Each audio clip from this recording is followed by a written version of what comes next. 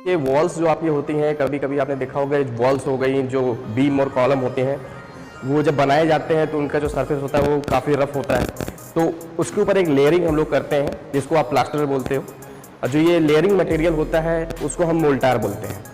तो आज हम इसी के बारे में जानेंगे कि मोल्टार किस टाइप के सरफेस के लिए किस टाइप का यूज किया जाता है। ठीक है, बेसिकली मोल्टार जो होता है वो हमारा सीमेंट, सैंड और वाटर का मिक्स होता है। इनको एक प्रपोर्शन में हम लोग मिलाते हैं, एक रेशियो में मिलाते हैं। ठीक है, जिस टाइप की हमारी वॉल होती है उस टाइप का हमारा रेशियो होता है। उसको दिखाने के लिए हमारा ये आपको टेबल दिख रहा होगा। इस टेबल में आपको दिख रहा होगा कि मैंने type of surface, ratio, cement और सैंड का जो रेशियो होगा, और थिकनेस ऑफ प्लास्टर कितना प्रोवाइड करेंगे। तो यहाँ पर आपको दिख रहा होगा कि इंटरनल अगर वॉल है आपकी, जो ब्रिक वॉल होती है, ईंट की जो दीवार होती है, अगर वो इंटरनल है, घर के अंदर की जो दीवारें हैं उनको अगर प्लास्टर कराना है तो उसमें सीमेंट और सैंड का जो रेशियो होता है 1 पार्ट सीमेंट और 6 पार्ट सैंड होता है। जो थिकनेस हम प्रोवाइड करते हैं, जो मोटाई होती है, वो हमारी 12 से 15 mm के बीच में होती है। ठीक है, 12 से 15 mm हम प्रोवाइड करते हैं। फिर नेक्स्ट जो आता है एक्सटर्नल वॉल, जो बाहरी दीवारें होती हैं, उसके लिए जो रेशियो होता है 1 पार्ट सीमेंट होता है और 4 पार्ट सैंड होता है, और थिकनेस जो होती है वो 20 से 25 mm हम प्रोवाइड करते हैं। इसी तरीके से सीलिंग के लिए, सीलिंग मतलब जो छत होती है आपकी, उसके लिए जो रेशियो होता है सीमेंट और सैंड का वो 1:4 होता है, मतलब 1 सीमेंट 4 सैंड, और जो हम मोटाई देते हैं, थिकनेस होती है वो 8 mm से 10 mm तक हम देते हैं। ठीक है, नेक्स्ट जो होता है आरसीसी सरफेस। आरसीसी सरफेस मतलब जो भी आपके स्ट्रक्चर आरसीसी के बने हुए होते हैं, तो वहाँ पर जो हम रेशियो प्रोवाइड करते हैं सीमेंट और सैंड का, तो 1:3 भी करते हैं और 1:4 भी करते हैं, अकॉर्डिंग टू जो सरफेस आपका रफनेस होता है। अगर ज़्यादा रफ है तो उसके अकॉर्डिंग हम यहाँ पर रेशियो और थिकनेस को प्रोवाइड करते हैं। थिकनेस जो हमारी वेरी करती है वो 6 mm से 10 mm के बीच में वेरी करती है। नेक्स्ट जो है वो है ड्रेनेज सिस्टम। ड्रेनेज सिस्टम का मतलब ये है जो आपकी नालियाँ होती हैं, आपने देखा होगा घरों में जो रोड्स पर नालियाँ बनाई जाती हैं, तो वहाँ पर जो हम रेशियो प्रोवाइड करते हैं सीमेंट और सैंड का, वो हमारा 1:3 होता है, मतलब 1 सीमेंट होता है और 3 पार्ट सैंड होता है। मिनिमम जो थिकनेस देते हैं हम, मिनिमम वो 15 mm देते हैं। ठीक है, क्योंकि उसमें लगातार वाटर का फ्लो होता रहता है, तो हमको जो थिकनेस देनी है उसको थोड़ी सी ज़्यादा देनी होती है, तो मिनिमम 15 mm तो हम देते ही हैं, उसके ऊपर भी आप दे सकते हैं।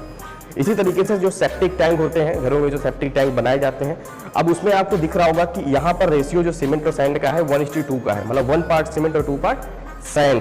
तो यहाँ पर जो मिनिमम जो थिकनेस देते हैं वो होता है मिनिमम 20 mm, मतलब 20 mm से कम हम थिकनेस नहीं प्रोवाइड करेंगे, क्योंकि आप जानते हैं कि सेप्टिक टैंक में लगातार वाटर उसमें क्या रहता है, भरा हुआ होता है, तो डैम्पनेस आने की संभावनाएं होती हैं, मतलब डैम्पनेस आ सकती है बाकी दीवारों पर। तो वहाँ पर हम हार्ड जो है मोल्टार यूज करते हैं, जिसमें ज़्यादा सीमेंट की जो मात्रा होती है बहुत ज़्यादा होती है, और मिनिमम जो है 20 mm का हम थिकनेस प्रोवाइड करते हैं, मोटाई प्लास्टर की।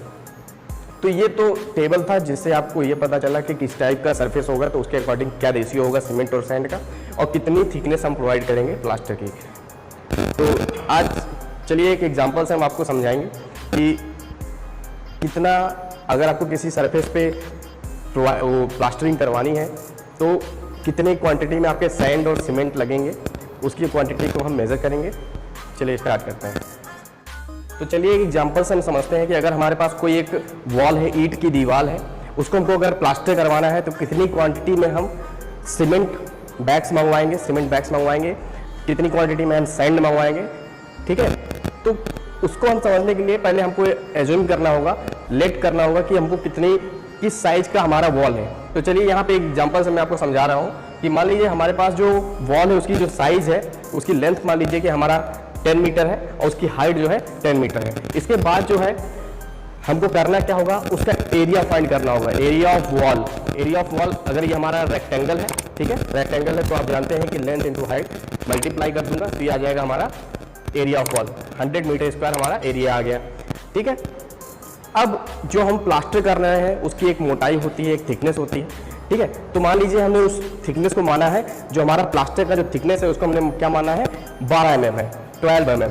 तो 12 mm हम कोशिश करते हैं कि सारी यूनिट्स को एक रखते हैं, जैसे हमारी जो लेंथ थी वो मीटर में थी, हाइट जो है मीटर में है, तो हमने जो थिकनेस रखना है वो क्या होगा, उसको भी हमको मीटर में रखना है। तो 12 mm को हमने क्या कर दिया, कन्वर्ट कर लिया मीटर में, 0.012 मीटर। ठीक है, अब हमको क्या करना है, हम जानते हैं कि जो हमारा मोल्टार होता है, मतलब जो प्लास्टरिंग मटेरियल होता है वो मोल्टार होता है, उसका जो रेशियो होता है वह हमने एज्यूम कर लिया कि 1:6 है, मतलब 1 पार्ट सीमेंट होगा और 6 पार्ट सैंड होगा।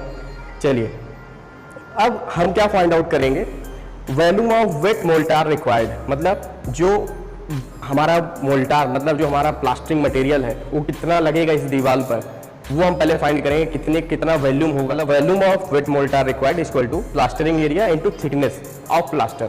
ठीक है, तो प्लास्टरिंग एरिया आपने निकाल लिया है, एरिया ऑफ वॉल जो है 100 मीटर स्क्वायर, ठीक है, into thickness of plaster 0.012 metre. ठीक है, इससे हमारा जो वॉल्यूम आएगा, वेट वॉल्यूम होगा, वो क्या होगा 1.2 मीटर क्यूब। देखिए यहाँ पर मैं वेट वॉल्यूम क्यों कह रहा हूँ, क्योंकि जो हमारा प्लास्टरिंग हम जब करेंगे तो उसमें वाटर को हमको ऐड करना होगा।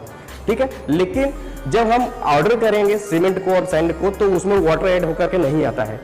ठीक है, तो वो हमको ड्राई फॉर्म में मिलेगा। तो ये जो हमारा वॉल्यूम आया था वो वेट वॉल्यूम था, मतलब इसमें पानी ऐड है।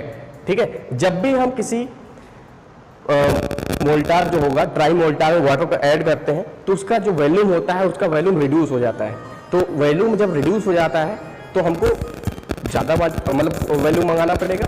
जैसे कि हम इसके बाद क्या फाइंड आउट करेंगे, वॉल्यूम ऑफ ड्राई मोल्टार रिक्वायर्ड, मतलब वेट मोल्टार हमको आ गया तो ड्राई मोल्टार हमने निकालना है। क्या होगा, volume of dry mortar V dry equal to 1.33 into 1.2, मतलब 1.2 हमारा वॉल्यूम ऑफ ड्राई वेट मोल्टार।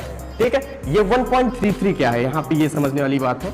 देखिए जब भी आप ड्राई मोल्टार में, मतलब जो ड्राई होता है सीमेंट और सैंड, उसमें अगर वाटर हम मिलाते हैं, ठीक है, तो उसका वॉल्यूम कम हो जाता है।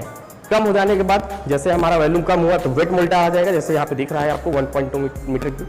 ठीक है, तो जब कम हो जाएगा तो हमको उसको इंक्रीज करना होगा।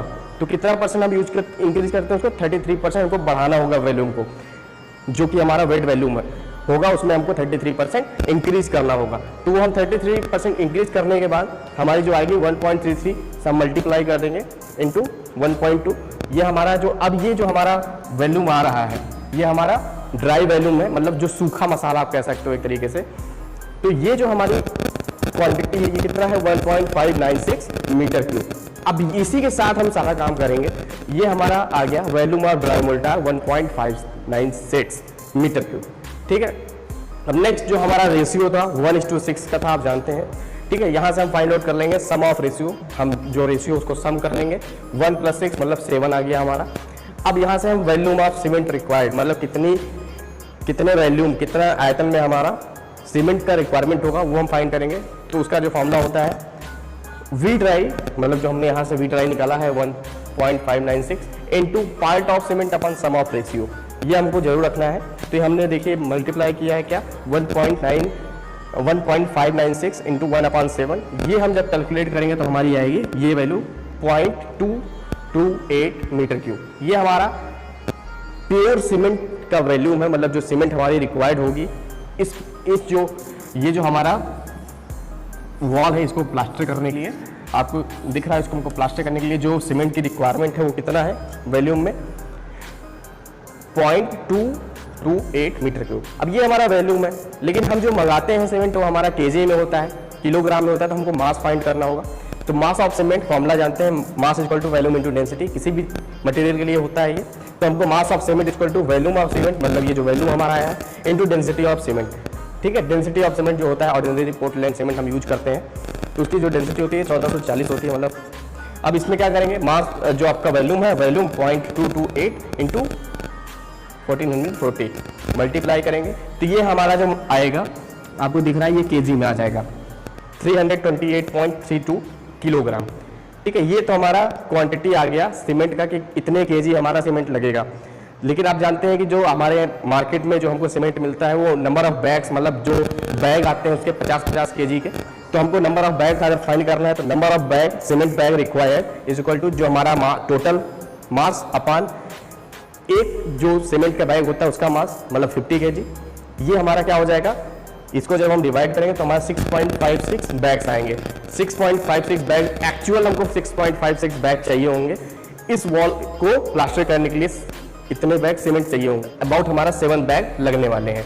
ठीक है, चलिए अब क्वांटिटी ऑफ सीमेंट हमारा आ गया है। नेक्स्ट जो हमारा है हम फाइंड करेंगे क्वांटिटी ऑफ सैंड, मतलब जो हमारी बालू हमारी यूज़ होगी, ठीक है, जो मोरंग आप बोलते हो, ठीक है, वो कितनी यूज होगी, तो उसके लिए हम फाइंड आउट करेंगे।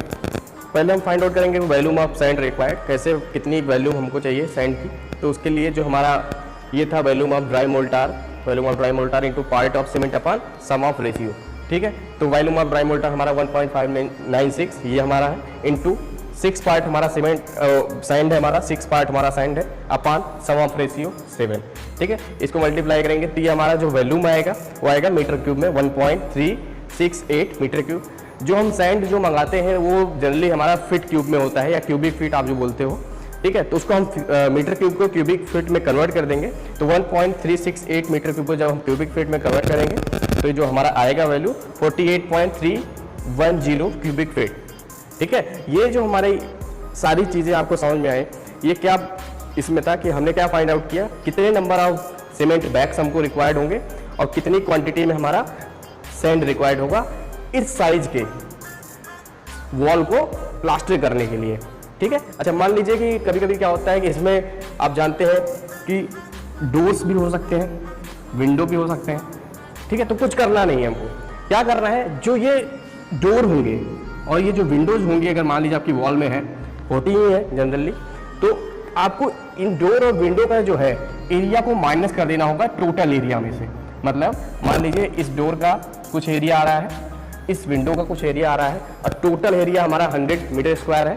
तो इन दोनों का जो एरिया होगा उनको जोड़ करके सम करके 100 मीटर स्क्वायर में माइनस कर देंगे, तो जो हमारा आएगा वो हमारा प्योर एरिया होगा जिसको हमको प्लास्टर करना है, ठीक है। उसके बाद सारा प्रोसीजर आप जानते हैं, ये सारे प्रोसीजर आप डन करेंगे तो आपकी क्वांटिटी ऑफ सैंड और नंबर ऑफ बैग सीमेंट आपको फाइंड आउट हो जाएंगे, ठीक है। ये तो हमने प्लास्टरिंग का आपको बताया। अगर आपको किसी वॉल कोई अगर आपको बनवानी है तो नंबर ऑफ उसमें कितने ब्रिक लगेंगे, मतलब कितने ईंट लगेंगी, कितना सीमेंट लगेगा, कितना सैंड लगेगा, इसका भी हमने एक वीडियो बनाया है, डिस्क्रिप्शन में उसका हमने लिंक दे दिया है, तो आप उसको जा करके वहाँ से देख सकते हैं।